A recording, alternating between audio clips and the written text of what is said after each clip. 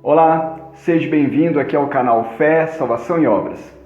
Habitualmente, nós usamos as palavras vontade e desejo como sinônimas, quando na verdade não são sinônimas.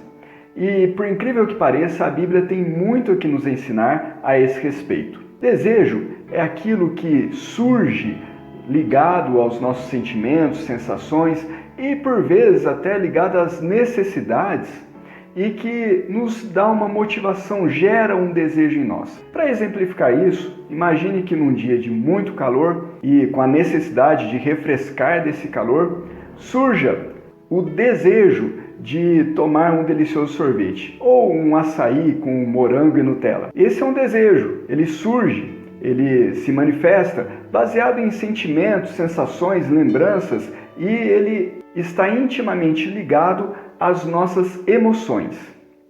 A vontade, por outro lado, ela está ligada a uma decisão íntima da nossa razão. No nosso exemplo, seria a decisão de ir até a sorveteria e comprar o sorvete ou o açaí desejado.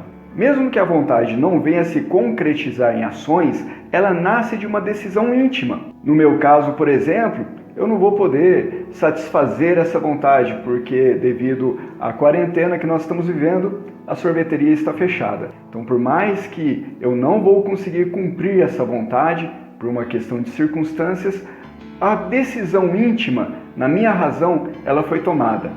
E o que a Bíblia tem a nos ensinar a respeito disso? O apóstolo João ensina que a concupiscência da carne, a concupiscência dos olhos e a soberba da vida não vem do Pai, mas é do mundo. A palavra concupiscência pode ser traduzida como desejo.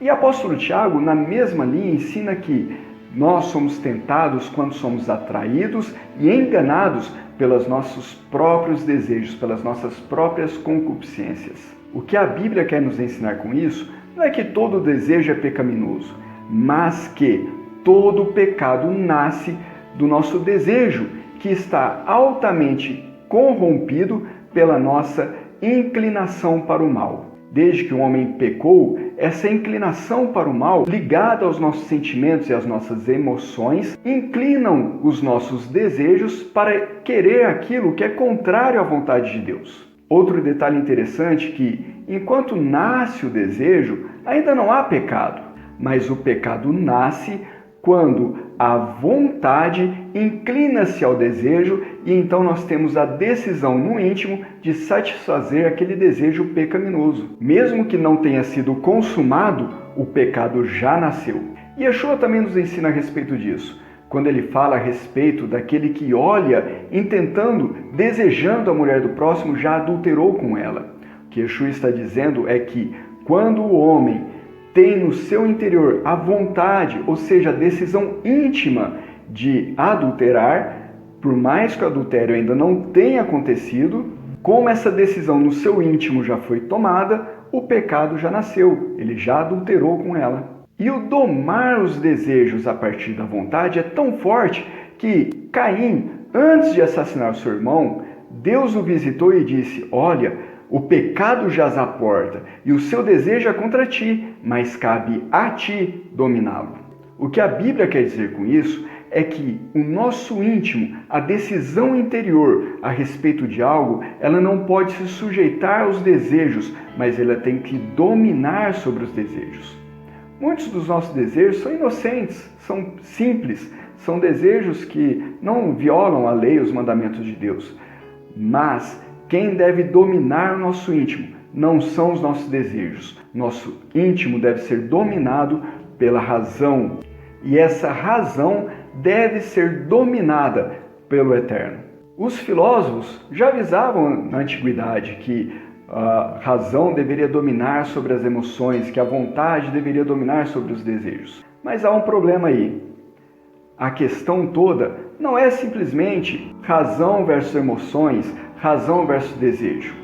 A questão primordial com relação ao Eterno é quem reina sobre a nossa razão. Por isso é importante que nós tenhamos apreço pela Torá, pelos mandamentos de Deus. O primeiro ponto que nós precisamos para que, de fato, a nossa vontade sirva a Deus, dominando as nossas emoções, nossos desejos, é que essa própria razão, essa própria vontade esteja sujeita ao Eterno, através do apreço aos mandamentos de Deus. Mas há um outro detalhe muito importante que é necessário. A Torá, em Deuteronômio capítulo 10, versículo 16, alerta: circuncide o vosso coração. No entanto, mais para frente, nós vamos encontrar o apóstolo Paulo dizendo que em Yeshua nós temos o nosso coração circuncidado. Veja, é muito importante que nós tenhamos a nossa razão e a nossa vontade sujeito ao Eterno. Nós tenhamos apreço pela Torá, demos valor aos mandamentos do Eterno. Mas devemos ter a consciência que nós, por nós mesmos, na nossa própria força, somos incapazes de servir corretamente ao Eterno. Nós necessitamos da ação de Deus em nós. Nós necessitamos do Espírito de Deus movendo sobre nós, circuncidando o nosso coração. O termo circuncidar é muito específico, porque a circuncisão da carne, a circuncisão do prepúcio, é o despojar da carne. E ele remete ao despojar dos desejos pecaminosos, despojar das nossas inclinações para o mal, despojar daquilo que nos conduz ao pecado. E esse despojar só acontece pelo poder de Deus que nos santifica. Não é por menos que o apóstolo Paulo, em Romanos 8, vai dizer que aquilo que era impossível à Torá, Deus fez através do seu Filho, por meio do seu Espírito, que escreve essa Torá no nosso coração, no nosso entendimento. Portanto, o domínio da vontade sobre o desejo é um mandamento do Eterno para nós. Nós encontramos isso na Torá, nos primeiros capítulos de Gênesis, Deus ordenando isso a Caim. Mas não é um trabalho que nós vamos fazer sozinhos. É um trabalho que nós vamos conseguir sujeitando-nos a Deus, clamando pelo seu auxílio, buscando sermos cheios do seu Espírito. Portanto, meu irmão, tenha isso em consideração no seu coração. Clame a Deus, governe os seus desejos a partir da sua vontade, sujeita e submissa aos mandamentos de Deus. Mas tenha em mente que somente através da ação sobrenatural do Espírito Santo na sua vida, esse alvo vai ser atingido. Clame, porque o Eterno quer fazer isso na sua vida. Que o Eterno nos abençoe.